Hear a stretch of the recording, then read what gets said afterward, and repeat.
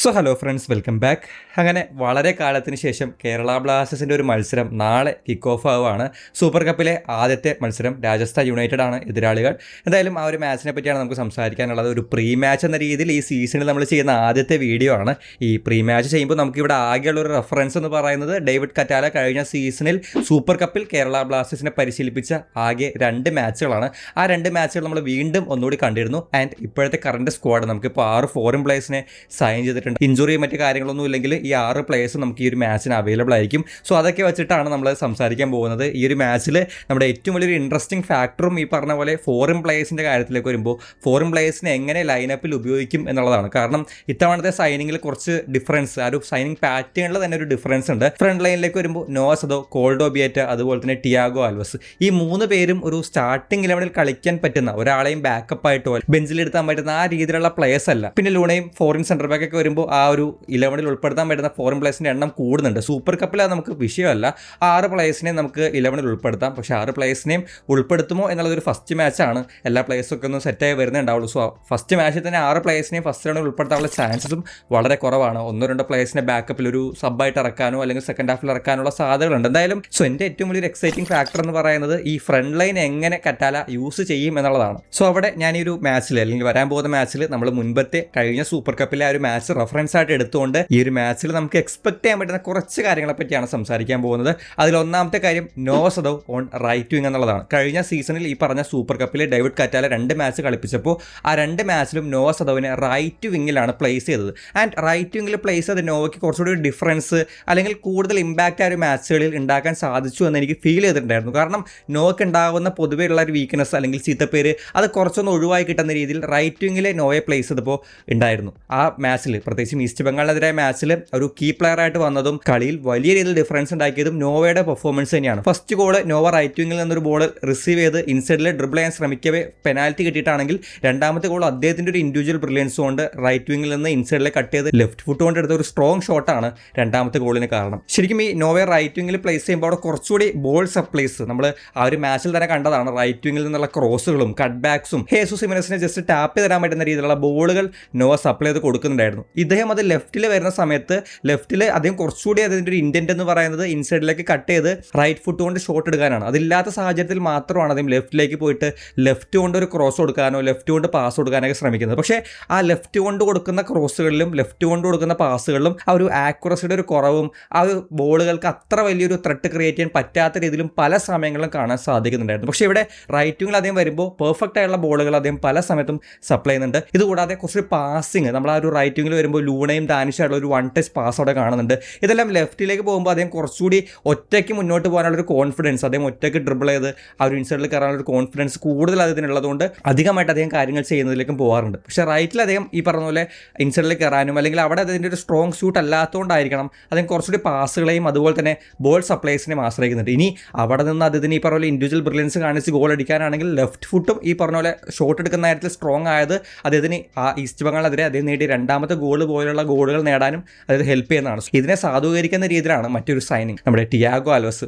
അദ്ദേഹം നോവയെ പോലെ തന്നെ ലെഫ്റ്റ് വിങ്ങിൽ കളിച്ച് ശീലിച്ചിട്ടുള്ള പ്രീവിയസ് സീസൺസിൽ ജാപ്പനീസ് ലീഗിലെല്ലാം ലെഫ്റ്റ് വിങ്ങിൽ കളിച്ചിട്ടുള്ള ഒരു പ്ലെയറാണ്. നോവ കളിക്കുന്നത് പോലെ തന്നെ ലെഫ്റ്റ് വിങ്ങിൽ നിന്ന് ഇൻസൈഡിലേക്ക് ഡ്രിബിൾ ചെയ്ത് അകത്തേക്ക് കയറാനും പന്തുകൾ വെച്ച് കൊടുക്കാനും ഇൻസൈഡിലേക്ക് ഒന്ന് ഷോട്ടുകൾ എടുക്കാനും എല്ലാം എബിലിറ്റി ഉള്ള ഒരു പ്ലെയറാണ്. സോ 2 പേരെയും 2 വിങ്ങിലായിട്ട് ഉപയോഗിക്കുകയാണെന്നുണ്ടെങ്കിൽ ടിയാഗോയെ ലെഫ്റ്റിലും അതുപോലെ തന്നെ നോവയെ റൈറ്റിലും ഉപയോഗിക്കുകയാണെങ്കിൽ ആ ഒരു ബാലൻസ് മുൻപ് നമുക്ക് ഈവൻ ആ സൂപ്പർ കപ്പിലേക്ക് വരികയാണെങ്കിലും ആ ഒരു ബോളുകളെല്ലാം പോയിരുന്നത് നോവയിലേക്കാണ്. പക്ഷേ ഇവിടെ സിമിലർ ആയിട്ട് ഒരു തുല്യശക്തി ഇപ്പുറത്തും വരുമ്പോൾ 2 സൈഡിലേക്കും ബോളുകൾ എത്തിക്കാൻ പ്ലേയേഴ്സിന് സാധിച്ചു കഴിഞ്ഞാൽ ആ ഒരു ബാലൻസ് 2 വിങ്ങിലും ഈക്വലി ഡേഞ്ചറസ് ആവുന്ന രീതിയിലുള്ള മുന്നേറ്റങ്ങൾ കൊണ്ടുവരാൻ ബ്ലാസ്റ്റേഴ്സിന് സാധിച്ചേക്കും. എന്തായാലും അത് കംപ്ലീറ്റ്ലി കോച്ചിൻ്റെ കയ്യിലാണ്. പക്ഷേ കഴിഞ്ഞ സീസണിൽ ഈ ഒരു പോസിബിലിറ്റി കണ്ടതുകൊണ്ടും ഇവിടെ നമുക്ക് ടിയാഗോ എന്ന് പറയുന്ന പ്ലെയറിൻ്റെ ഒരു അവൈലബിലിറ്റി വരുന്നതുകൊണ്ടും എക്സ്ട്രാ എനിക്ക് ആ ഒരു കാര്യത്തിൽ കൂടുതൽ പോസിബിലിറ്റി തോന്നുന്നുണ്ട്. ഇനി രണ്ടാമതായിട്ടുള്ളത് ലോങ് ബോൾസിൻ്റെ വിങ്ങിലേക്കുള്ള ഡയഗണൽ ലോങ് ബോൾസിൻ്റെ ഒരു സാധ്യതയാണ്. ഈ സംഭവം നമ്മൾ സൂപ്പർ കപ്പിൽ ഡേവിഡ് കറ്റാല കളിച്ച ആ ഒരു 2 മാച്ചിലും ഈ ലോങ് ബോൾസ് നന്നായിട്ട് കളിക്കുന്നത്, അതിൽ നിന്നും ഈ പറഞ്ഞ പോലെ നല്ല ചാൻസുകൾ ക്രിയേറ്റ് ചെയ്തെടുക്കുന്നത് കാണാൻ സാധിച്ചിരുന്നു. പ്രത്യേകിച്ചും ഈ വിങ്ങേഴ്സിനെ വെച്ച് കളിക്കുമ്പോൾ എക്സ്ട്രീംസിൽ എപ്പോഴും ഈ 2 പ്ലേയേഴ്സ് ഉണ്ടാവും. ഈ രണ്ട് വിങ്ങിലും ആൾക്കാരുണ്ടാവും. അതുകൊണ്ട് തന്നെ ഈ സെൻറ്റർ ബാക്കിൽ നിന്നുള്ള അല്ലെങ്കിൽ ഡിഫൻസിൽ നിന്നുള്ള ലോങ് ഡയഗണൽ ബോൾസ് എപ്പോഴും ഒരു നല്ല ത്രെട്ടാണ്. നല്ല രീതിയിൽ ആ ഒരു വിങ്ങിലേക്ക് എത്താനും പിന്നീട് അവിടെ നിന്ന് ഇൻസൈഡിലേക്ക് വന്ന് ക്രോസ് ഇടാനോ അല്ലെങ്കിൽ ഷോട്ടിൽ എടുക്കാനോ പറ്റുന്ന ഒരു നല്ല ഓപ്പർച്യൂണിറ്റിയാണ് ഈ ഡയഗണൽ ലോങ് ബോൾസ്.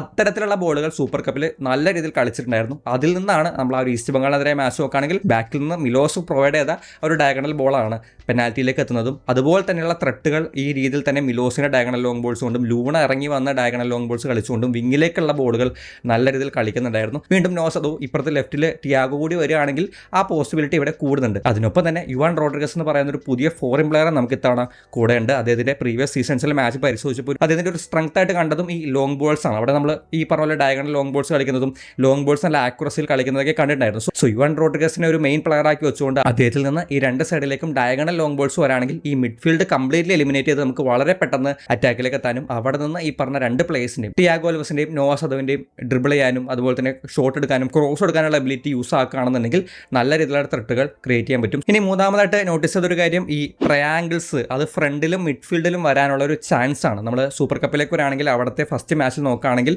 ഈ ഹേസൂസ് ഹിമെനസ് ഫ്രണ്ടിൽ നിൽക്കുന്നു. അതിന് പിറകിലായിട്ട് ഒരു സൈഡിൽ വിബിനും ഒരു സൈഡിൽ ദാനിഷ് ഫാറൂഖും. ഈ രീതിയിൽ ഒരു ഫ്രണ്ട് ലൈൻ സെറ്റ് ചെയ്ത് ആ ഫ്രണ്ടിൽ നിന്നുള്ള ബിൽഡപ്പ് സെൻറ്ററിലൂടെ ബിൽഡപ്പ് ചെയ്യുന്നത് ഒഴിവാക്കാനുള്ള ശ്രമങ്ങൾ കണ്ടിരുന്നു. കട്ടാല പരിശീലിപ്പിച്ച മാച്ചുകളിലേക്ക് നോക്കുകയാണെങ്കിലും ഇതേ രീതിയിൽ ഒരു ഫ്രണ്ട് ലൈൻ മെയിൻറ്റെയിൻ ചെയ്യുന്നത് കാണാൻ സാധിച്ചിരുന്നു. ഇവിടെ ഈസ്റ്റ് ബംഗാളിനെതിരെ ആ ഒരു മാച്ച് കളിക്കുമ്പോൾ അവിടെ ഈ വൺ ഓഫ് ദ പ്ലെയർ ആയിട്ട് ഉപയോഗിച്ചത് ലെഫ്റ്റിൽ വിപിനെയാണ്. വിപിൻ ആ ഒരു മാച്ചിൽ കളിച്ച റോള് വളരെയധികം മിസ്റ്റീരിയസ് ആയിരുന്നു. ആ ഒരു മാച്ചിൽ നമ്മൾ തന്നെ ഡിക്കോഡ് ചെയ്യാൻ ശ്രമിച്ച ഒരു കാര്യമാണ് വിപിൻ എന്തിനാണ് അവിടെ പ്ലേസ് ചെയ്തത്, നമുക്കൊരു പ്രോപ്പർ വിങ്ങർ അവിടെ പ്ലേസ് ചെയ്താൽ പോരായിരുന്നു എന്നുള്ളത്. പക്ഷേ അവിടെ വിപിന് ഒരു എക്സ്ട്രാ ഡ്യൂട്ടി ഈ പറഞ്ഞ പോലെ മിഡ്ഫീൽഡിലും അതുപോലെ തന്നെ ഫ്രണ്ടിലും ഉണ്ടായിരുന്നു. മിഡ്ഫീൽഡിലേക്ക് വരുന്ന സമയത്ത് ബിൽഡപ്പ് സിറ്റുവേഷൻസിലേക്ക് വരുമ്പോൾ ലെഗറ്റോർ ഇറങ്ങിയ ഒരു സിംഗിൾ DMF ആയിട്ട് മാറുകയും ലെഗറ്റോറിന് ഫ്രണ്ടിലായിട്ട് വീണ്ടും ആ ഒരു ട്രയാങ്കുലർ ഷേപ്പ് ഒരു വി ഷേപ്പ് ഫോം ചെയ്ത് ലൂണയും വിപിനും വരുന്നുണ്ടായിരുന്നു. അറ്റ് എ ടൈം സെൻറ്ററിലും അതുപോലെ തന്നെ ആ ഒരു ഫ്രണ്ടിലും സാന്നിധ്യം കിട്ടാൻ വേണ്ടിയിട്ടായിരിക്കാം ആ ഒരു മാച്ചിൽ വിപിനെ ഉപയോഗിച്ചത്. പക്ഷേ ഈ മാച്ചിൽ നമുക്ക് അതിൻ്റെ ഒരു ബെറ്റർ വേർഷനായിട്ട് ടിയാഗോനെ ഉപയോഗിക്കാനുള്ള ചാൻസസ് കൂടുതലാണ്. അന്ന് ആ മാച്ചിൽ വിപിനെ ഉപയോഗിച്ചതുപോലെ തന്നെ ടിയാഗോനെ ഉപയോഗിക്കുകയാണെന്നുണ്ടെങ്കിൽ ഫ്രണ്ട് ലൈനിൽ ഇതേ രീതിയിൽ ഫ്രണ്ടിൽ ഒബിയേറ്റ ആയിരിക്കും, പിന്നെ ബാക്കിൽ ഒരു സൈഡിൽ ടിയാഗോ വരും. അദ്ദേഹത്തിന് ഈ പറഞ്ഞ പോലെ ഫ്രണ്ടിൽ പ്രസ് ചെയ്യാനുള്ള ഒരു എബിലിറ്റി, നല്ല രീതിയിൽ ഹൈ പ്രസ് ചെയ്യാനുള്ള ഒരു എബിലിറ്റി അതിലുണ്ട്. സോ ആ ഒരു പ്രസ്സിങ് അത്യാവശ്യം നന്നായിട്ട് സ്മൂത്തായിട്ട് നടക്കും. അതുപോലെ തന്നെ ഒരു മിഡ്ഫീൽഡിൻ്റെ ഭാഗമാവാൻ ഈ ഇറങ്ങി വന്ന പന്തെടുത്ത് മുന്നോട്ട് പോകാൻ എബിലിറ്റി ഉള്ളതുകൊണ്ട് ഈ നേരത്തെ പറഞ്ഞ ബിൽഡപ്പിൽ ലൂണ അതുപോലെ തന്നെ ടിയാഗോ ഇവർ രണ്ടുപേരും പാരലി വരുന്ന രീതിയിലും അദ്ദേഹത്തിന് സെൻട്രലിൽ നിന്ന് കളിക്കാനും പറ്റും. വിപിൻ അവിടെ ആ പോസ്റ്റ് മെയിൻറ്റെയിൻ ചെയ്ത സമയത്ത് അതിന് പലപ്പോഴും ബോൾ കീപ്പ് ചെയ്യാനോ അത് ഫ്രണ്ടിലേക്ക് കൊണ്ടുപോകാനോ സാധിച്ചിരുന്നില്ല. പിന്നെ ഈ സെൻറ്ററിലും വിങ്ങിലായിട്ടുള്ള ആ ഒരു പോർഷൻ അത്രയും സ്പേസ് കവർ ചെയ്യുന്നതിലും അദ്ദേഹം ആ ഒരു മാച്ചിൽ അത്യാവശ്യം സ്ട്രഗിൾ ചെയ്യുന്നുണ്ടായിരുന്നു. പക്ഷേ ഈ രണ്ട് കാര്യവും സ്മൂത്തായിട്ട് ഒരു പക്ഷേ ടിയാഗോനെ ചെയ്യാൻ സാധിക്കും. പന്തെടുത്ത് കളിക്കുന്ന കാര്യമാണെങ്കിലും ഈ സെൻറ്ററും വൈഡും അദ്ദേഹം കുറച്ചുകൂടി ആക്റ്റീവായിട്ട് നല്ല കമ്മിറ്റ്മെൻറ്റോടുകൂടി കളിക്കുന്ന ആ ഒരു വർക്ക് റേറ്റ് എടുക്കുന്ന ഒരു പ്ലെയറാണ്. സോ അത്രയും പോർഷൻ ഇതിന് സിമ്പിളായിട്ട് കവർ ചെയ്യാൻ സാധിക്കും. സോ അവിടെ എനിക്ക് തോന്നുന്നു ഈ പറഞ്ഞ പോലെ ആ ഒരു ടിയാഗോയ്ക്ക് ഒരു എക്സ്ട്രാ റോള് കൊടുക്കാനുള്ള ചാൻസ്, ഒരു എക്സ്റ്റെൻഡഡ് ഡ്യൂട്ടി അതിന് കൊടുത്തു കഴിഞ്ഞാൽ അത് അത്യാവശ്യം അദ്ദേഹം നന്നായിട്ട് ചെയ്യുമെന്ന് തോന്നുന്നുണ്ട്. പക്ഷേ ഫസ്റ്റ് മാച്ച് തന്നെ അത്രയും വലിയൊരു ടാസ്ക് അതിന് കൊടുക്കുമോ എന്നുള്ളതാണ് നമ്മളതിന് കാത്തിരുന്ന് കാണേണ്ടത്. എന്തായാലും അതൊരു പോസിബിലിറ്റിയാണ്. ഇനി അവസാനമായിട്ട് ചില പ്ലേയേഴ്സിനെ ലൈനപ്പിൽ കാണാനുള്ള ചാൻസസ് ആണ്. അതിൽ എനിക്ക് ആദ്യമേ തന്നെ തോന്നുന്നത് സൂപ്പർ കപ്പിൽ ഏറ്റവും ഇംപ്രസീവായിട്ട് കളിച്ച ഒരു പ്ലെയറാണ് ബികാഷ് ഉംന. അണ്ടർ-23 ടീമിൻ്റെ ഒരു നെടുന്തൂണാണ് ബികാഷ്. ആൻഡ് സൂപ്പർ കപ്പിലേക്ക് വരുമ്പോഴും അതിൻ്റെ ഈസ്റ്റ് ബംഗാളിനെതിരായ മാച്ചും മോഹൻ ബഗാനെതിരായ മാച്ചും വളരെ ഇംപ്രസീവ് ആയിരുന്നു. ഒരുപാട് ബോക്സിനകത്തുള്ള സ്ലൈഡിംഗ് ബ്ലോക്സും ഡിഫൻസീവ് പാർട്ട് നന്നായിട്ടാണ് അദ്ദേഹം ചെയ്തത്. ഒരു പക്ഷേ ആ ഒരു മാച്ച് കൊണ്ട് തന്നെ ബികാഷിൽ ഇംപ്രസീവ് ആവാനുള്ള ചാൻസസ് വളരെ കൂടുതലാണ്. അതുകൊണ്ട് തന്നെ യുവാൻ ബികാഷ് ആ ഒരു കോമ്പിനേഷൻ സെൻറ്റർ ബാക്ക് പെയറായിട്ട് വരാനുള്ള ചാൻസസ് കൂടുതൽ കാണുന്നുണ്ട്. സോ അതൊരു പോസിബിലിറ്റിയാണ്. അതുപോലെ തന്നെ ഫ്രണ്ടിൽ ദാനിഷ് ഫാറൂഖിൻ്റെ ഒരു ഇൻക്ലൂഷൻ, ഇത് പറയുമ്പോൾ പലർക്കും ഒരു സംശയം ഉണ്ടാകും. പക്ഷേ എനിക്ക് തോന്നുന്നു ഫ്രണ്ടിൽ ഒരു ഹോൾ പ്ലെയർ ആയിട്ട് ഒരു ഇന്ത്യൻ പ്ലെയറിനെ ചൂസ് ചെയ്യണമെന്നുണ്ടെങ്കിൽ, ആ ഒരു സ്ട്രൈക്കറിനെ ബാക്കിലായിട്ട് ഒരു ഇന്ത്യൻ പ്ലെയറിനെ ചൂസ് ചെയ്യണമെന്നുണ്ടെങ്കിൽ നമുക്ക് അവിടെ വേറെ ഓപ്ഷൻ ഇല്ല. കോറൂസിംഗ് ആണെങ്കിലും എയ്മൻ ആണെങ്കിലും അവർ വിങ്ങേഴ്സാണ്. ആ ഒരു സെൻറ്ററിൽ കളിക്കുന്ന പ്ലേയേഴ്സിൻ്റെ ആ ഒരു അവൈലബിലിറ്റി നമുക്ക് വളരെ കുറവാണ്. സോ ദാനിഷ് ഫാറൂഖിനെ നമുക്ക് അങ്ങനെ ഒരു ബോണസായിട്ട് കിട്ടിയേക്കുന്നതാണ് അവിടെ യൂസ് ചെയ്യാൻ പാകത്തിന്. അതുപോലെ തന്നെ നിഹാൽ, ഐമൻ, വിപിൻ, അമീറാണ് അവിടെ ഗോൾ കീപ്പറായുള്ള നോറ ഫെർണാണ്ടസ്, ഇവരെല്ലാവരും ഫസ്റ്റ് 11 കോമ്പീറ്റ് ചെയ്യാൻ സാധ്യതയുള്ള പ്ലേയേഴ്സാണ്. So first മാച്ചാണ്. ഇവരെല്ലാവരെയും ആദ്യമേ തന്നെ ഇറക്കി ഒരു ഫുൾ സ്ട്രെങ്ത്തിൽ സ്റ്റാർട്ട് ചെയ്യുമോ എന്നുള്ളതൊരു സംശയമുണ്ട്. വലിയ ഇടവേളയ്ക്ക് ശേഷമാണ് ബ്ലാസ്റ്റേഴ്സും ടീമിലെ പ്ലേയേഴ്സൊക്കെ കളിക്കുന്നത്. അതുകൊണ്ട് തന്നെ ഒരു പയ്യെ തുടങ്ങി സബ്ബൊക്കെ ആയിട്ട് പല പ്ലേയേഴ്സിനെ ഇറക്കാനുള്ള ചാൻസസ് ആണ് കാണുന്നത്. അതെല്ലാം ഒരു മാച്ച് കണ്ട് മാത്രമേ നമുക്ക് മനസ്സിലാക്കാൻ പറ്റൂ. എന്തായാലും ഇത് ജസ്റ്റ് നമ്മൾ ആ ഒരു പ്രീവിയസ് സീസൺസിൽ 2 മാച്ച് അവൈലബിൾ ആയതുകൊണ്ട് മാത്രമാണ് ഇത്തരത്തിലൊരു പ്രീ സീസൺ വീഡിയോ തന്നെ ചെയ്തത്. അല്ലെങ്കിൽ ഒരു വീഡിയോ തന്നെ നമ്മൾ ചെയ്യില്ലായിരുന്നു. ആ ഒരു റെഫറൻസ് ഉള്ളതുകൊണ്ട് അതിൽ കണ്ട കുറച്ച് കാര്യങ്ങൾ ഇവിടെ ഒരു പോസിബിലിറ്റി ആയിട്ട് വരാം എന്നുള്ളതുകൊണ്ടാണ് നമ്മൾ ഇത്തരത്തിലൊരു വീഡിയോ തന്നെ ചെയ്തത്. എന്തായാലും ഈ ഒരു മാച്ചിൽ നിങ്ങൾ എക്സ്പെക്ട് ചെയ്യുന്ന കാര്യങ്ങൾ എന്തൊക്കെയാണെന്നുള്ളത് കമൻറ്റ് ബോക്സിൽ ഷെയർ ശ്രമിക്കാം. നമുക്കതിൽ മറ്റൊരു കാണാം. ബൈ.